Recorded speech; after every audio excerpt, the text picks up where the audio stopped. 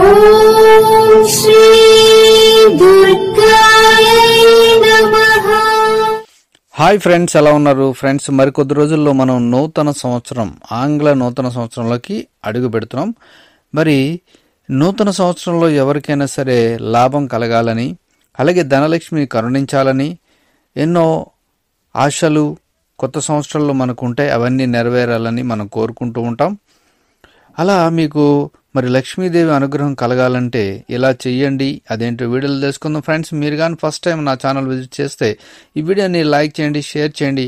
తప్పకుండా నా ఛానల్ని సబ్స్క్రైబ్ చేయండి. సబ్స్క్రైబ్ చేసుకున్నారా గంటని ఆల్ అని కొట్టండి. నేను చేసే ప్రతి వీడియో మీకు నోటిఫికేషన్లో వచ్చేస్తుంది.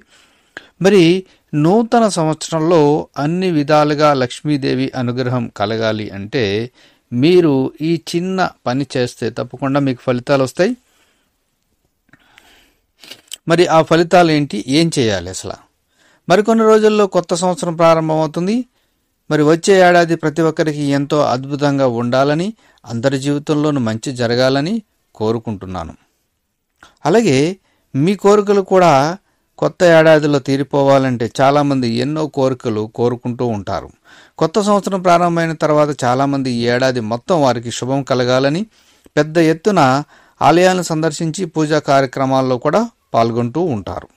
మరి ఈ కొత్త సంవత్సరం మనకు శుభం కలగాలంటే ఈ చిన్న పనులు చేయాలని మరి పండితులు కూడా చెబుతున్నారు. అవేంటంటే కొత్త సంవత్సరం మొదట వినాయకుడికి పూజ చేసి అనంతరం ఇష్టదైవానికి పూజ చేయాల్సి ఉంటుంది. ఏడాది పొడిగిన మనకి ఏ విధమైనటువంటి ఆర్థిక ఇబ్బందులు లేకుండా ఉండాలంటే కొన్ని పాటించక తప్పదు.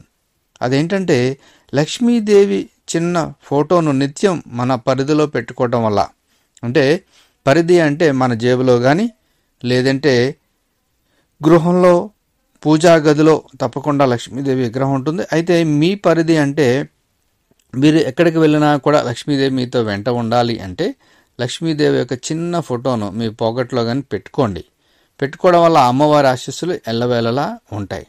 అదేవిధంగా రావి ఆకులపై స్వస్తికు గుర్తు వేసి దానిని కూడా పర్సులో పెట్టుకోండి. రావి ఆకుపైన స్వస్తిక్ గుర్తు వేయండి. అది మీరు ఏ రంగుతో వేసినా పర్వాలేదు. ఆ గుర్తును వేసి పర్సులో పెట్టుకోండి. కొత్త సంవత్సరంలో మనం ఏదైనా కోరిక కోరుకొని నెరవేరాలంటే ఎర్ర కాగితంపై మన కోరికను రాసి ఆ కాగితాన్ని ఏదైనా ఆలయంలో చెట్టుకు కట్టాలి. చాలామంది మొక్కుకుంటూ ఉంటారు, రకరకాల మొక్కులు ఉంటాయి, చెట్లకు కడుతూ ఉంటారు. అలా మీరు కూడా మరి లక్ష్మీదేవి యొక్క అనుగ్రహం లేదంటే ఇంకేదైనా సరే మీరు కోరుకొని ఆ కోరిక నెరవేరాలి అంటే ఎర్ర కాగితం పైన, అంటే ఎర్రటి కాగితం ఏదైనా తీసుకోండి, దానిపైన మన కోరిక ఏదైతే ఉందో దానిని రాసి ఆ కాగితాన్ని ఆలయంలో ఉండే చెట్టుకు కట్టండి. అలాగే ప్రతిరోజు మన కోరిక నెరవేరాలని ఆ భగవంతుని ప్రార్థిస్తూ ఆ కోరిక నెరవేర్చడం కోసం ప్రయత్నాలు చేయాలి. ప్రయత్నం చేయకుండా కట్టేసి ఊరుకుంటే కాదు. అలాగే మన ఇంట్లో ఉత్తరం దిశ వైపు మట్టి కుండలో నీటిని నింపడం వల్ల ఎలాంటి ఆర్థిక ఇబ్బందులు లేకుండా లక్ష్మీ కటాక్షం కలుగుతుందని కూడా పండితులు చెబుతున్నారు.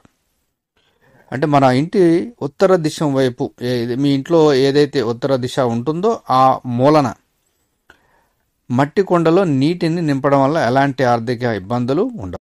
ఇలా ఈ విధమైనటువంటి కొన్ని నియమాలను పాటించడం వల్ల కొత్త ఏడాది మొత్తం ఏ విధమైనటువంటి సమస్యలు లేకుండా ఉండవచ్చునని మరి మీరు తెలుసుకున్నారు. కాబట్టి ఈ ప్రయత్నాలు చెయ్యండి. ఇవి చిన్న చిన్న ఖర్చుతో కూడుకున్నవైతే కాదు.